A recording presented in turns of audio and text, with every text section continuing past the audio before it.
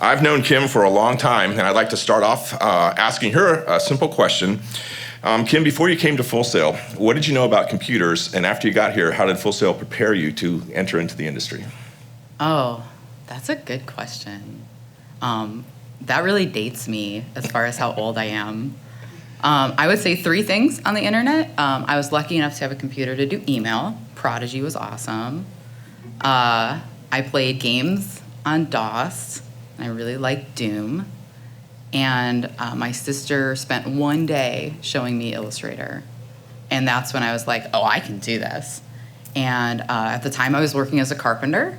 And then I came and I toured Full Sail, and that was it. I was like, I'm going to learn all of the things, and then I'm going to do all of the things. So you came to our digital media program in 2001. Yes. And you graduated in 2003. Yes. And can you talk a little bit about how your skill sets improved over those 2 years, and what kind of opened your mind to get you ready to do the awesome things you're doing now? Oh my goodness. Over the time I was here, how did it improve? It began to exist. My understanding of technology, I think, and I'm going to totally quote Keith, who I think still teaches here. On my first day of class, it was really a defining moment. And he said, in motion graphics, if you want to make Godzilla chase your girlfriend, the hardest thing for you is going to be to get a girlfriend. And I think I was pretty close. And for me, that really opened my eyes as an artist, first and foremost, that the limitless possibilities of what you can do in digital are real. And as a carpenter, I can only facilitate or build what I can build with my hands. But as a digital artist, there is no end to my creativity. And as interactive became part of that, there's no end to what I can build that people can use, and their interaction becomes part of the story, and it just grows and evolves. And it was inspiring in a way that is hard to put words to. That's awesome. Now I know you're working with national companies, and you're doing a lot of really cool things and blending design and creative and technology all together to come up with some really good results. But before we get to what you're doing now, I'd kind of like you to share a little bit about how you broke into the industry after graduation and what that was like. Oh, yeah, absolutely. So being a creative kind of human, I got out of Full Sail and was like, I want to do all the things. I know all the things. I want to do video. I want to build websites. I want to make logos. I want to do all the stuff. And, got a camera, found some other people that were doing good things, and really kind of straddled the fine line between, doing what you love and finding a way to make enough money to live. And was fortunate enough to come into some startups and some people and knew some bands, and was like, all right, I'm going to make you a music video, but we're going to do what I want to do because it's my camera and it's my time, and my time has value. And was able to create a body of work that I was proud enough of to then kind of take that and springboard that into opening doors and conversations with people that then had the budgets and had the things that I wanted to do. And after about maybe 8 months to a year out, I had built up kind of a more robust portfolio, and I came back to Carol here at Full Sail and was like, all right, now I've got all the things. I know all the things, and I've done some of the things, and I want something bigger, and I'm ready. And she was able to put me in touch with Leo Burnett, and that was when I kind of had my big move from just kind of this design and aesthetics and all these things, and really kind of honed into advertising and marketing, which I always say is all of the artists and none of the starving.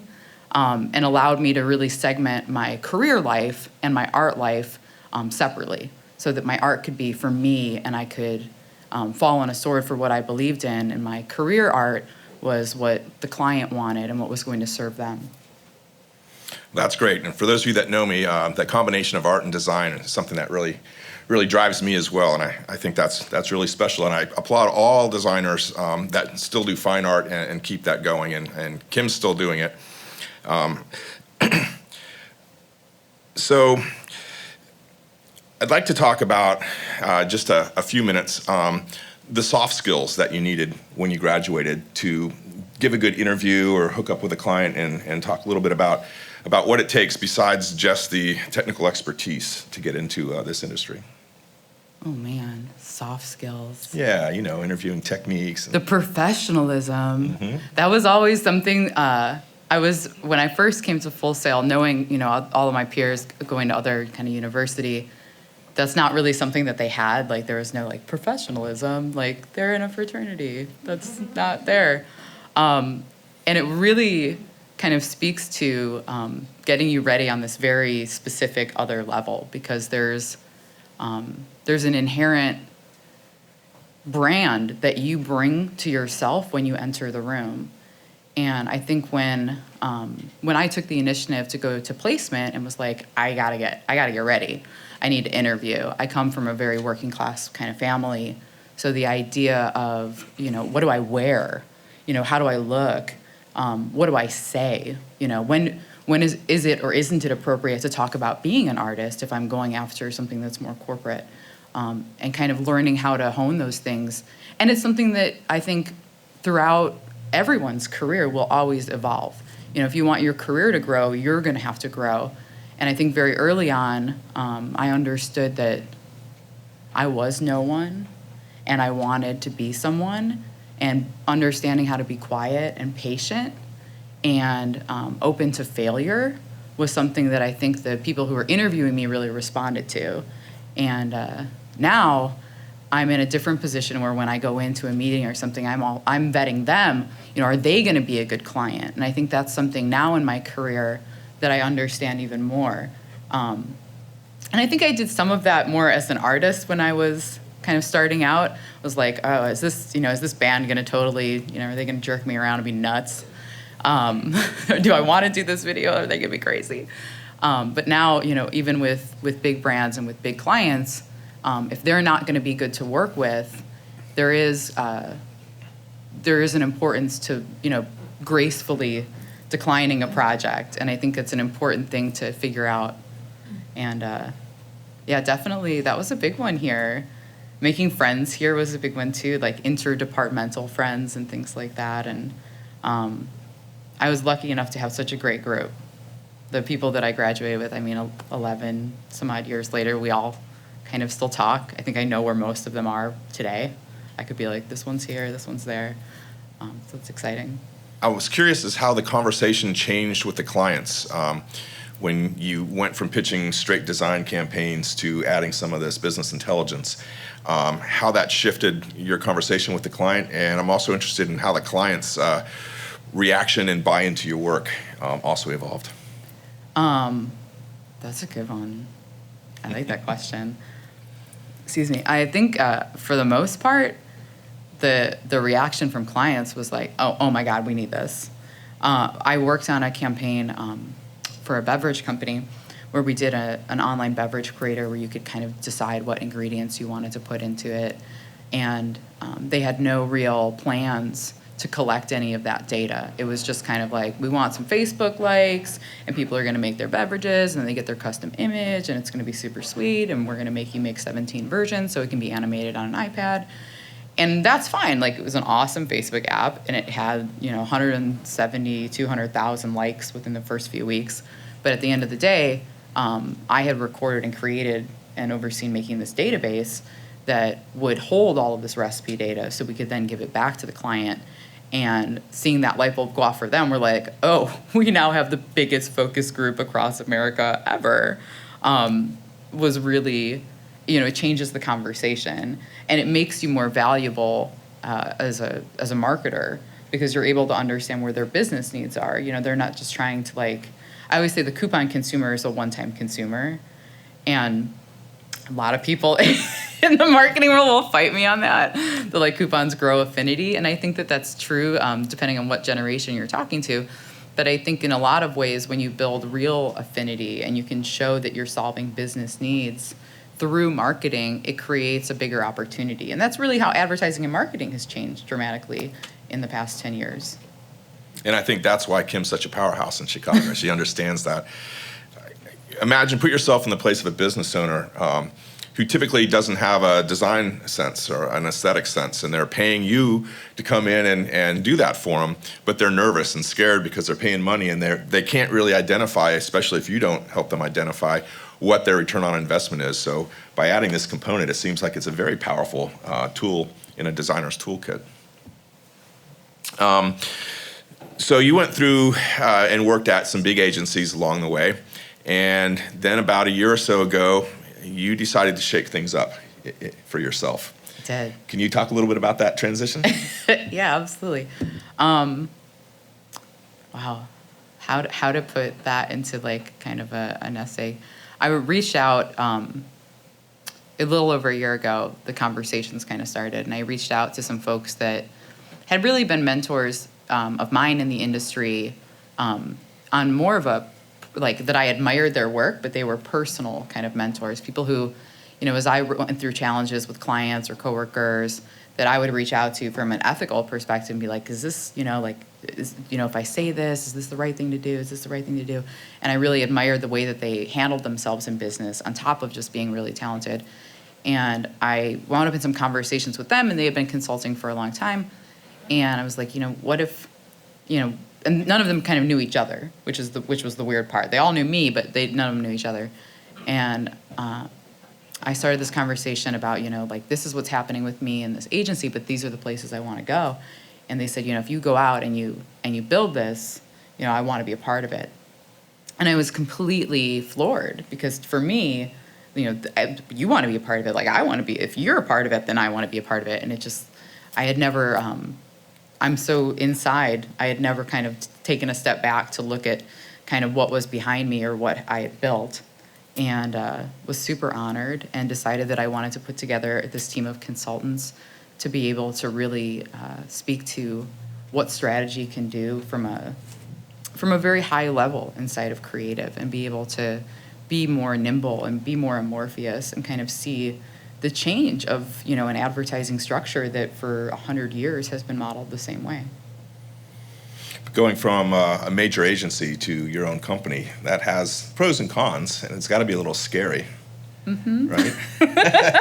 It's definitely scary. It's personally challenging in a way that I've been fortunate enough that, the clients are there and the work is there, and it's rewarding and it's awesome. But it's personally challenging in a way that is really exciting. I feel very similar as when I left Full Sail. And it's kind of the first time since then where I'm like, oh my God, I have all these things. Where am I going? What happens next? I have no idea what happens next. And it's exciting. And I think for me, that challenge is something that I need. I kind of needed to uproot where the trajectory was and kind of start a fresh chapter. Well, congratulations. I think we've got some questions from our Twitter. Yeah, this is our first question from Twitter. It's from Sorrentini, and he wants to know, how long did it take you to be established in the industry? Feel like you were established? I decided I was going to be established in the industry before I left Full Sail. And when I say that, I started contacting people back in Chicago, where I'm from, and started contacting people whose work I thought was really great, and was like, oh, this is really great. Would you meet me for coffee? Like, can I buy you lunch? Like, looking up all the different groups and networking events and things like that, making sure that I have my website up. As far as, do I feel like established? I don't think I'll ever feel like maybe super established. I don't know. I mean, there's always, like, for me, there's always, like, well, what's next? What's next? Like, what's the next piece? It's exciting to feel like there's a part of a community that I'm definitely, like, a member of. But yeah, I mean, you just establish yourself. Decide that you're established, and then you're established. What advice do you have for freelancers who don't work out of a major office in order to help them get established? Oh my God, you're amazing. Being a freelancer, I think, is like the most intense, hard thing anyone ever does, because not only are you battling clients, but you're battling yourself. Like your ability to just like blow things off and like play video games in your underpants is going to be like your biggest nemesis. I know, because I do that too. Right now, like one of my personal struggles right now is that I feel like I've been neglecting my dog because I own my business. And it's like this weird thing where I'm like, am I like a bad dog owner now? Like I need to make time for my dog. And that balance of time, I think, is the hardest thing. And I think it's really, really important. And I've seen for myself and for, the other people I know that are consultants or freelancers, when they carve out that time for themselves, it makes a huge difference. It's oh man, I can't remember. One of the guys from Monty Python did this awesome video, and he talks about how, like, even if you have to do something totally ludicrous, you have to give yourself a start time and an end time. And I think it's Jen Cleese. It's a really, really great video. And he's like, if it's 10 to 11 o'clock, I'm going to make faces at myself in the mirror. And that's one of those things for me that I've had to start, like, literally scheduling, like, from this hour to this hour, I'm going to just mess around on the internet. And then from this hour to this hour, I'm going to, paint. And then, the next 8 hours I'll work. So I think, as a freelancer, make sure you make time, to do the things that you love. You love to cook, like make sure at least twice a week, like you're cooking a really ridiculous meal and you make time for that because your work is going to suffer. Yeah, when you stop living, then your work becomes That's a great point. terrible. Yeah. I have a question. Okay, earlier you talked about denying projects and that being something hard to do. And it is something hard to do while we're here at Full Sail because you're trying to help everybody and you don't want to like cut any ties, How do you do that professionally without ending a relationship with someone? Because sometimes people get mad when you don't want to do a project with them. It's true. Well, there's always two kinds of projects. There's the project that's going to pay you and the project that you love. And that's just the way it goes. And sometimes you have to say no to both of them or, depending on what's going on. I think, important sentences like, I think this is a really great project, but I'm just not the right fit is a really good one. In the startup community, I think that's a really important one because I know a ton of great pieces of technology and have been approached about a bunch of projects that are like great projects and really awesome stuff. And when it exists, I'll probably use it. But as far as what they needed from me, I wasn't the right fit. So being able to kind of express that, and it's really hard, especially, if you need work, being able to like know that you're not a great fit and it's going to wind up cannibalizing your time or your creativity, can be really, really hard. And and if it's not paid, and it's like you're straddling that line of like building a portfolio and you're young, one of the hardest conversations I was ever in, I was building this music video that I was super duper in love with, and I was really young and really fresh out of school and had gotten all these camera people, and we were gonna like guerrilla style take over an intersection, and I had lined up talent and done all this planning, and at the last minute the band was like, yeah, you know what, we don't wanna do that anymore. And I was super duper bummed out, and I was doing the whole thing for free, and I was like, you know what, you can pay me or you can respect me, but no one's allowed to not do both. And I just kind of owned that and lived that. And at the end of the day, the value of my ideas, if I'm not going to value my ideas or my time, nobody else is going to. And to be honest, that situation with those folks in the band, like it severed our relationship, but the way that they were behaving and treating me was indicative of that being totally okay. And sometimes that's what happens. So yeah, you go with your guts. Hi, Kim. So when you were talking about when you were leading Full Sail, there was that sense of kind of fear but excitement. I find myself, and I'm sure I'm not the only one that thinks this, but I have that feeling a lot too. And then there are times where I feel like, man, my work is so mediocre, or like I just feel like I could do so much more than this. What advice would you give students who sometimes get in that slump? Oh man, that's hard because you're always going to feel that way. If you're an artist, you're always going to feel like, oh, I could do better. I could do something better. But don't stop. If you want to make something better, make it. And you're always going to feel a little uneasy. I think if you start feeling really comfortable, then like maybe that's what people feel like when they decide to have like a family. I don't know. Like, you know, like they're like super comfortable and they're like, oh, now is the time. I'm gonna buy a boat. I don't know. I think it's good. Like draw from it and pull from it and be like, you know, if it's not feeling right, you know, what is it that's not right? You know, sometimes when I look at young portfolios and things like that, they'll show me the work that was published, and then they'll show me like the iterations, and they'll show the stuff that they made that they loved, that even if the client didn't buy off on it and it wasn't the finished work, they'll have both in their book. And I really respect that because they understand, you know, like if somebody wants you to make like really ugly banner ads, like you're gonna make them. Like that's your job. Your job's to make ugly banner ads. But if there's something where you're like, oh, you know, like this effect would make it better, or like, oh, I could use this font and it would be, you know, 3 fonts instead of 12 and it'd be better, then do that and have that for you, and then give the client what they want because maybe they love that weird, ugly stuff. Like that's their thing. Thank you. Is that okay? Yeah, that's the question is just kind of keep pushing yourself. So yeah. Awesome. Yeah, for Thank sure. you. And finish stuff. I think that's a big one too. Like finish it, and show it to people. Don't just like make it and then like be like, this is my stuff, and like like maybe I'll show my friend or my mom. Like show it to as many people are willing to look at it, because that's the biggest part of what we do. You know, reactionary aesthetics is like that's design. You know, I was reading this thing about quantum physics and about, you know, the cat.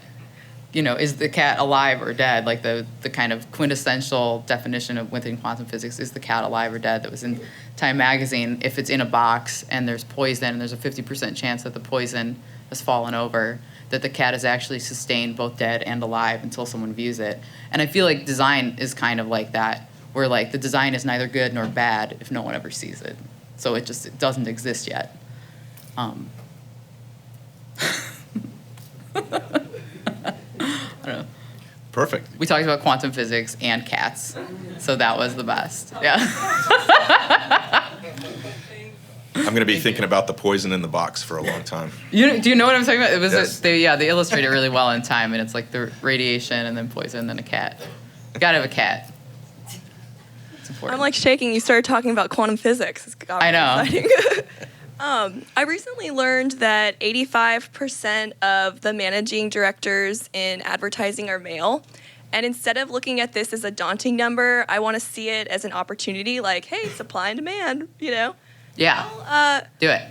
How do you think you can do that appropriately, though, without, like, overacting, like, sexual or something that's more cliche? Yeah. Well, I'm sure you've heard of Lean In. Big deal. Sheryl Sandberg's book, which is like a huge for women in technology or women in like the industry of professionalism. She works for Facebook. It's an awesome book. And I think there's a really great conversation among women right now that is kind of like straddling the line between like lean in and get out of here. Because there is kind of like this kind of boys club that exists, but it only exists if it exists within your mind. I say all the time, you know, it's only weird if you make it weird. And I mean that, you know, like I'll say something totally strange, but if I'm not weirded out by it, then it's not weird, you know? And that's kind of the way it is. There's also, I think it's called the 3% Festival or something like that, which is going on right now, which is all about female creative directors. And there's a definite big conversation going on in the industry. I went to an all women in strategy summit about a year ago, maybe a little more than that, and it was awesome. It was really an awesome opportunity, and there were like 50 of us in New York, all in this room together, and women from, you know, that ran strategy for PepsiCo, for NASA, and of course, I mean, you have companies like Sephora and things like that are women-centric companies, but then when you start getting into these other businesses, particularly like in NASA, you see how there is kind of a transcendence of the kind of older roles. But I think it's, you know, it's part of the conversation now in a really awesome way. And for me, I've never, I've just never really like given it much consideration. Like, it's always been like there's just a lot of dudes here. And I don't really, yeah. And I mean, when I went to Full Sail, I think it was like 1 to 14 or something like that. So it was like, there's just a lot of dudes. And I was a carpenter before that, so I was like, yeah, there's just a lot of dudes. And I never really thought of it as like, I'm not supposed to be here because I'm not a dude, because then I would be making it, I'm not supposed to be here because I'm not a dude. So in that same kind of like, it's only weird if you make it weird, you know, you're the woman amongst men if you're looking at it as a woman amongst men and not people. And I think that one of the important things is to not sexualize the context of a conversation. It doesn't need that. A lot of people use sex sells. Yeah, like sex sells if you're gross, if you've like nothing else viable to make it attractive. But I mean, that's my opinion. I mean, that's, you know, if you want to have that be part of your conversation, then it is. If you don't, then you can easily make it that way. You'll find a lot of women that are interested in having those conversations and that want to support and mentor and bring other women into the industry. Awesome. Thank you so much. Thank you. Hi, Kim. My name's Allie. I'm in digital arts and design, and I actually probably have 4 questions for you. One of them being, how do you defeat the monster of procrastination? The second one is, do you usually work better like under pressure and like the night before a project, or is it better for you to take time on it? Because I usually work better last minute. Like my work turns out better. Don't really remember the other questions. It's only 2. Yeah. I just want to point that out. So I'm going to answer you. You have to think of 2 more. Okay. Okay. How do I fight the monster? Do I fight the monster of procrastination? How do I fight it? Anyone who knows me would say I'm losing that battle on a day-to-day basis. I think you have to kind of give into it a little bit so that you can like feel not guilty about it, but like also not feel guilty about giving into it. So like if you need to binge watch, you know, House of Cards for a day, like do it. And then when you're done, own it that you're done and work. And that's an important thing and then not, you know, don't feel bad about it. I think for me, I work under pressure. I have a reputation for being the person like, we have 4 weeks to get this campaign live. Oh, we got a call. Like I have a reputation in the industry of being that person because I'm crazy and because I do like pressure quite a bit. And I think some of that came out of being at Full Sail, where it's like, you got midterm, final, get here. You know, I think I missed 1 lab or something like that to go to a concert like the whole time I was here, which is not what you should do unless it's a really good show. And I feel bad now. Unless it's for my AMA. And then, you know, it's really, really hard. That's something that like I think I will continue to train myself on. And I think that it's a really active endeavor to train yourself if you're like an under pressure person. And especially it's been great working with developers that are in like an agile track where they have benchmarks and they have to like show things at certain, you know, iterations along the way. It's been good for me to kind of retrain my mind. And even from a design perspective, you know, clients sometimes don't even like it, but I'll give it to someone else and like set up reviews with them or with the people that I work with and be like, okay, we're going to meet, you know, once a week and we're going to show this and then show this. So it gives me more deadlines so that I have more benchmarks along the way.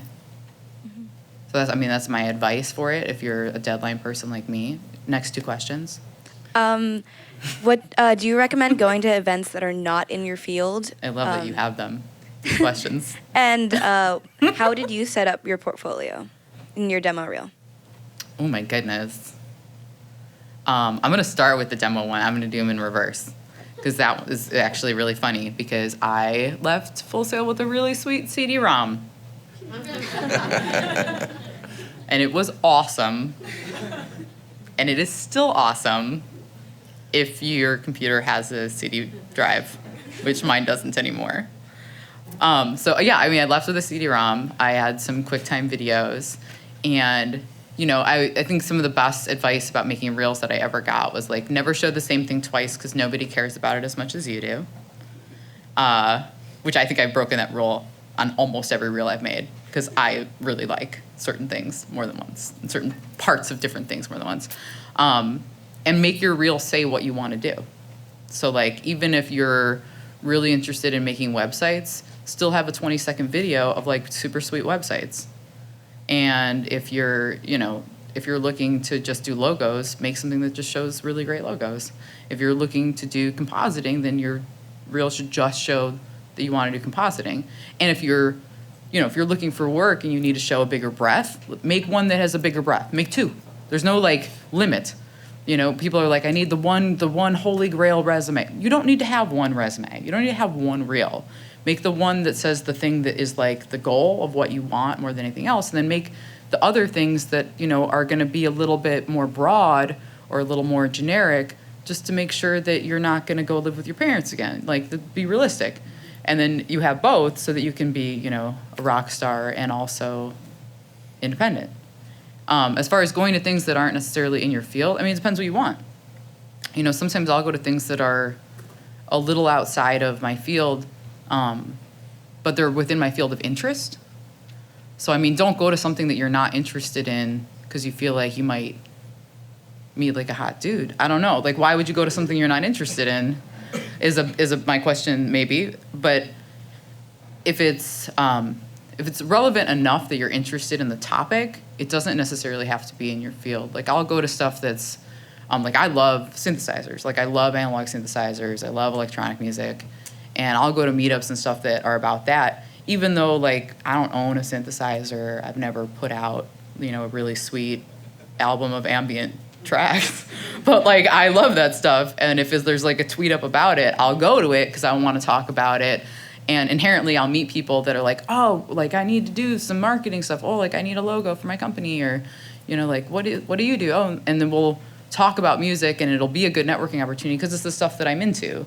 And I have a lot of friends that do that across all different stuff, like foodie people who are, like, marketing folks that go to food events because they're super into wine and cheese and stuff. And then people who are really into fashion, they'll go to fashion events, and then because marketing is kind of one of those things where whatever the vertical is, whatever the industry is, we're there. There's no industry that really doesn't have us, aesthetics as part of it. Unless if you think of, like, maybe we can think of one. We'll invent it in this AMA. Okay, well, thank you. Thank you. Okay, here's another Twitter question. It's from Ashley Stone. She wants to know if you have any tips for finding freelance work. She's struggled finding it for years. Oh, get out of your house. Get out of your house. Go meet people. There's so much work. I think there's like this huge, weird misconception that there's no work. And the same as like, it's only weird if you make it weird. There's only no work if you say there's no work. If you go out there, like there's always somebody who's, there's a grand opening sign for a new restaurant. Well, who is that restaurant? What are they doing? Do they need menus? Do they need signs? Do they need ads? Who is that new band? You want to make a video? Like, you just heard them. They're nobody. Like, talk to them. Do a Kickstarter. Invent it. A lot of times if you're not finding work, you got to be creative about where you find it. I have a couple projects right now that I'm really passionate about, but, like, they don't have funding. They don't have money. So it's not real work. But I know that I can talk to them and they can get a Kickstarter together and enough people like myself believe in what they're doing, and then it will become work. And then I can really dedicate some time and some force and some oomph into kind of helping them take off. So I think we live in a really cool time where you can kind of invent you can make a project real and invent a project. Okay, this one is from Clay Bryce. He wants to know, what was your favorite class at Full Sail? Oh my God, they were all my favorite because all my instructors were amazing. That's really hard. That's such a hard question. I had such an awesome time here. I really I know I'm at my AMA and I'm like going into the Hall of Fame and you guys were like, yeah, all right. Like really, it was like pretty much like nonstop, super awesome. And I think there were 18 of us in my class, and I can't stress enough that like those other people that I was in the room with every day were so talented, and it was the most healthy competition I've ever felt in my life, where we all just wanted to have like the coolest stuff and the best stuff in each class, and we're constantly just pushing each other like so super hard, and like being really really, really fun about it. And it was never like, oh, I have these plugins, you can have them, my stuff looks awesome. Like, it was always like, I got this stuff, here, have this stuff. And we were like really excited about it. Like, you don't have this program, have this program legally that I can share. It was really, really, really exciting. I would probably have to say for me, just because I had an art background. I had done painting, I had done sculpture, I had done fine art. I had grown up in a house that was really conducive to being an artist and being a carpenter. That programming was probably my favorite class because it made me think differently. And I remember always hearing when you know that you're, and maybe there's bilingual people who've experienced this, that you know that you're bilingual when you dream in the other language. And it becomes like just intuitive. And I seriously remember when I was like doing programming that I like wanted to build this thing and I didn't know how to do it. And I remember kind of like dreaming and meditating and thinking like, how am I going to make it do this really annoying, hilarious thing? And it coming to me, and it was all of a sudden I realized like with these 4 principles of setting up interactivity, how I could accomplish this end goal in this kind of other language. And that was totally pivotal, like totally pivotal.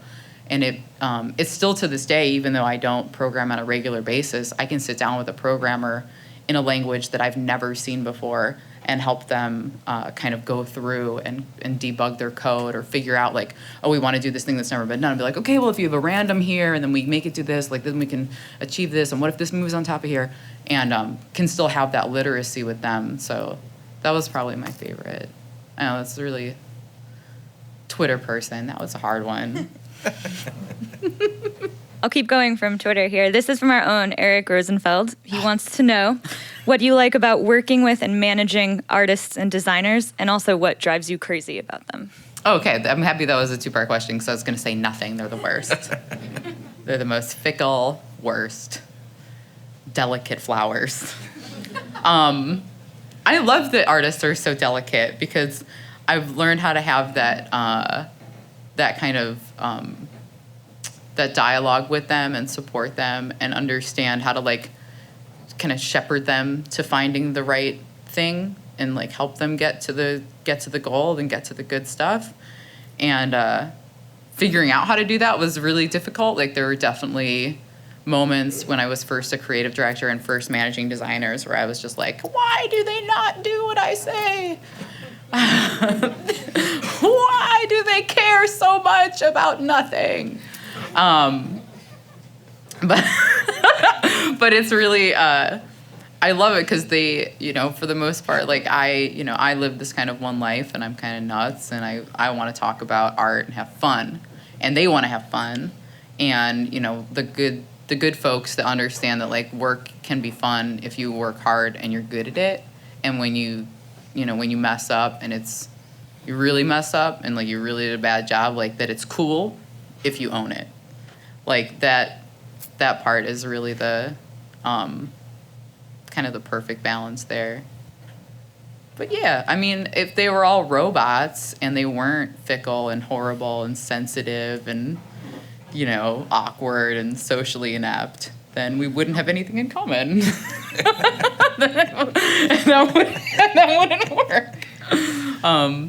Yeah. Hi again. So this kind of ties into that question. Like, so say like someone is applying to the company, right? And what would be like besides professionalism, what are the top qualities that you look for in designers? Like if there's a professional interview, like could it be too professional at a point or like? You can always be too professional. My sister had great advice for me once when I was really young. I was going to this interview at like a super edgy creative spot and I like went to H&M and bought like a lady business suit. And I lived with my sister at the time and I remember her just being like, what are you, interviewing to be a secretary? And I just remember, and I mean, I just remember being like, yeah, no. And she's like, if you dress like a secretary, they're going to think you should be a secretary. So there's definitely a level of being too professional. You kind of have to know, where you sit on like the spectrum of business casual, from like Vanna White to like Missy Elliott. Like, where is your style? Like, that's the female business spectrum. Sorry, dudes. But like, that's, and you kind of want to sit somewhere in there.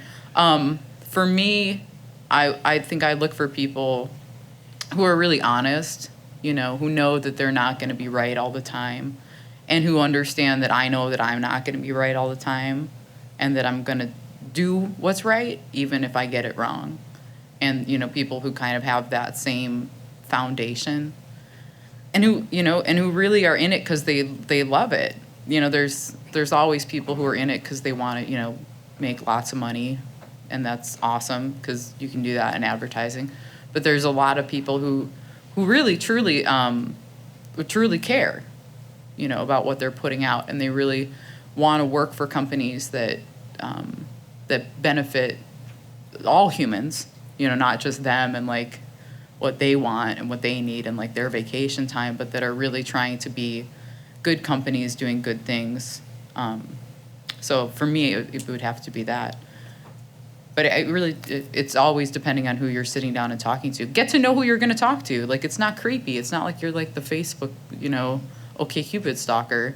If you're like, oh, I'm going to interview with this person, they're on Twitter, I'm going to read their tweets. I met with someone a couple weeks ago. I still do it, and I'll be like, who is this person? Like, what are they into? I'm going to read, a couple of things on their blog and see who, what they're like. And not because I'm going to be not me. I'm not going to pretend like, I want to do kangaroo boxing because they say they like that. Like, I'm not going to make something up, but it will give me a sense of comfort first and foremost, so that I know, like, it humanizes them, which is really important to know that you're just like sitting down with another human being who like could eat a bean burrito and fart in your meeting. Like, that's important. That could totally happen. As much as it might be happening to me right now, it could be happening to you right now. So like, that's pretty clutch. It's true. You never know. So yeah, I think that's, knowing who you are is important, as knowing who you're meeting with. And the common ground will always be there. As humans, we have common ground if the other person is open and receptive to it, and you're willing to meet them, if you're willing to go halfway across the bridge and be open and receptive to it, then typically the other person will meet you there. So I have a second part to the question. Now, this is kind of for like vicariously my mom. It's kind of funny. My mom raised me saying, like, if you have tattoos, piercings, dyed hair, you'll never get hired. And I just want to have verbally saying that's not the case, and I can be able to tell her that. Well, I mean, it depends where you want to work. You know what I Really? mean? Like, I don't particularly work and have never worked at places where that's the case, but I know folks that have had to like wear long sleeves. I know a gentleman who he got a hand tattoo. He's got full sleeves. He's got this wicked chest piece. He's so tattooed. He's like one of the most tattooey dudes I know. He's definitely like well over the 80% of his little skinny body. I can't wait for him to see me say this. Wow. And he works for like a music company, and like they're a pretty cool company, but I know like he has to wear long sleeves when he's on the floor and he does trade shows and things like that. So for him, like, that's an issue. And he got like some hand tattoos, and I remember that there was like, luckily he had been there long enough to where they loved him, and it was like, cool. I have a tattoo, nobody really sees it because it's not for them, it's for me. For the most part, I mean, you're not going to work there, but you're not going to work in a place where you find that, but why would you want to do that? I wouldn't work at a place that had that kind of restriction because I just wouldn't want to be around people who had those kinds of beliefs. To think that how I pose or how my body is or what my personal, preferences are is going to dictate the quality of my work, that's not a place that I want to be. But that's my values. There's a lot of people for religious reasons that don't get tattoos and things like that. And there are companies that have those values as well. And that's completely viable for them. And at the same time, you find both sides of the spectrum. I don't know where your spectrum would be then. If you're not from the Vanna White to Missy Elliott spectrum, then I don't know enough about tattooed ladies to give you your spectrum. But definitely, I mean, in the creative industry, I mean, I've seen dudes with like neck tattoos in suits in like board meetings, for sure. I've seen knuckle tattoos run $1 million accounts. It's really, people stop looking at that stuff once you really start showing who you are, and when you're really willing to own it. You know, it's just one of those things. I think that we're also in a time when, you know, people are talking about human-centric. I talk a lot about human-centric marketing. People, in a broader sense, are starting to talk about like the human element of things, and I think that's very indicative of the culture of business as well, where those things are less and less important, and we're really looking for the talented people and the dedicated people and the honest people more than any kind of superficiality or race or gender or any of that. Awesome. Thank you. Tell your mom, too, there wouldn't be 6 shows about tattoos if it wasn't popular. That was like the most long-windiest answer ever for me to just be like, no. No one cares. Yeah. Sorry. As a freelancer, I just have a question. When you went into like the business and like the design world, would you say that you went for like your market exactly, or did you kind of play off of what you grew to like more, or what? I went after what I loved because that's what I knew. So at the time, you know, I was doing a lot of like sculpture and found object crafts, and music was always a huge part of my life. So I went after that kind of stuff because I knew other folks that were doing that. You know, I knew a lot of bands, so I was like, yo, I can make you guys a website. Yo, I can do your music video. Or hey, you're a sculptor, like you need postcards for this show. I can do that. And it was easier. I mean, it's always hard when you're freelance, but it was easier because I knew those folks and because I already kind of cared. And then as I became a better marketer and I started because I was just, you know, when I started out, I can't really call myself a marketer when I started out because I was really just like a designer and a video maker and, you know, all of that kind of stuff. I was an operator, you know, I was the hands, but, you know, and the brains, but not all the other pieces. I don't know where I was going with that. And, you know, as I've kind of honed the skills of being a marketer, then I could go, you know, I can get into understanding a brand and a consumer that isn't me. It's really great, and it's a lot easier if, like, you're the consumer. So if you're designing things or making things for people who are similar to you and it's stuff that you're into, then it's easier. You know, for me, when I go in and I'm doing stuff where, like, the demographic is, like, a 45-year-old woman with 3 kids who, you know, doesn't work, that would, you know, if I had to do that 10 years ago, I would fail miserably because I wouldn't understand how to put myself into that consumer role and how to go through the process as a strategist of deciding where the decision trees are to be able to truly understand what would be a viable communication strategy for that consumer. So it definitely makes sense for you to understand those channels. And when you're done with the project, if it's successful, take a step back and look at it. And don't look at it as yourself. Look at it as, you know, the many yourselves as the consumer. Name it. You know, if your name is George, then make it Gene. And be like, so this is Gene. And Gene likes to, you know, go to these places and do these things. And kind of understand who all the Genes are. All the many Genes. Does that make sense? Is that good? Yeah. Okay. I feel like sometimes I go like around in a circle with a question. So if you guys, like, you can tell me if I don't really answer what you're looking for. We have one last question from Twitter here. How do you deal with a client who doesn't pay you what they promised to? What is the handle? Is that one of my clients that needs to pay? That it is LC Lizards. It's not. No. But the question is, how do I deal with a client that needs to pay? Yes. Get a lawyer. No, yeah, I mean, you should have a lawyer. If you're working freelance, get an accountant, get an attorney, find an accountant or an attorney that is just getting out of school because you're just getting out of school. And if you can't afford them, talk to them, tell you want to work with them, build them a website, help them with their marketing, do what you can do to get the people who do the things that they do because that's not what you do.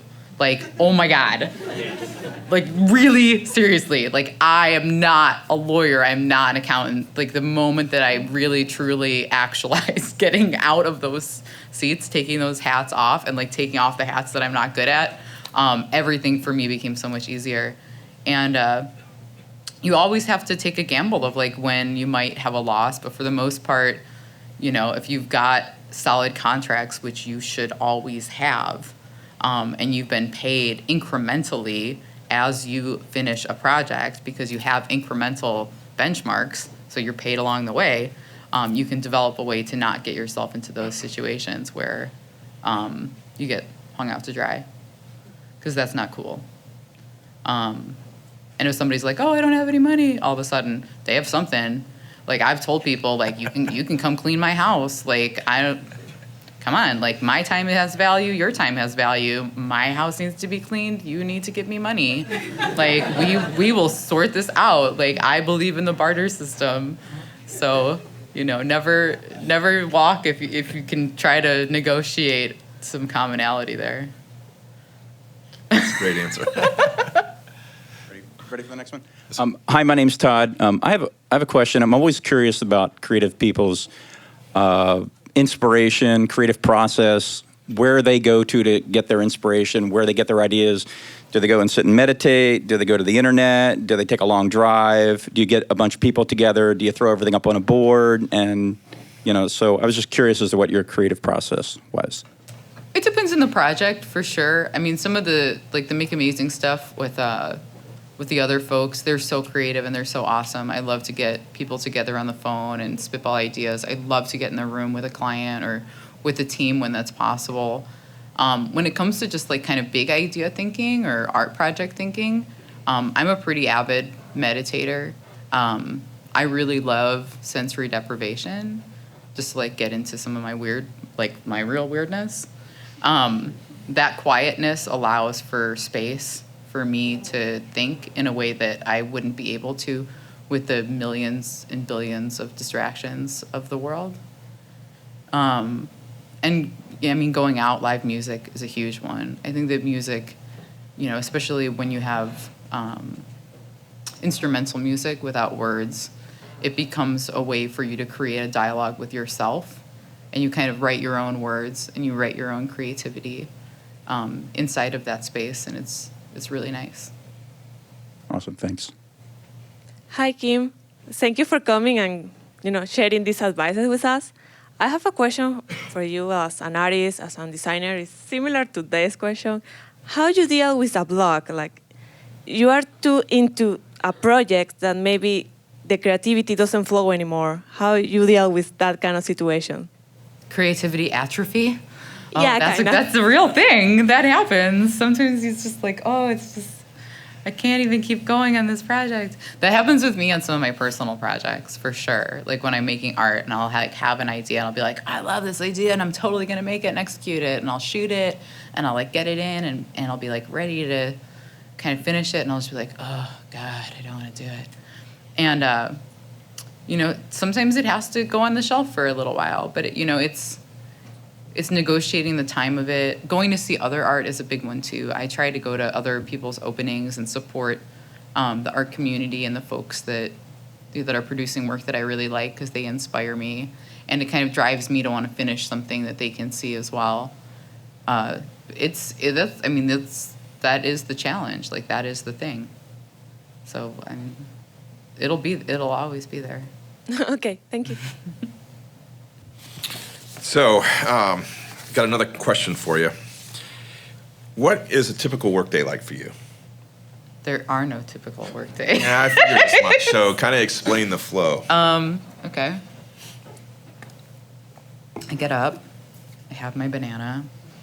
I like to sit and drink coffee and kind of think about my day and kind of set an intention for my day. That's a really big one for me. I'm lucky enough to live by the lake. I feel like the water is really good for doing that. It's been really instrumental in me kind of creating more space for my thinking and whatnot. And typically I kind of carve out the beginning of my day for communication, and I'll try to get all of the communication, all the emails, all the follow-ups, all of that done, so then I can eat lunch and then go into kind of production mode for several hours and kind of be offline.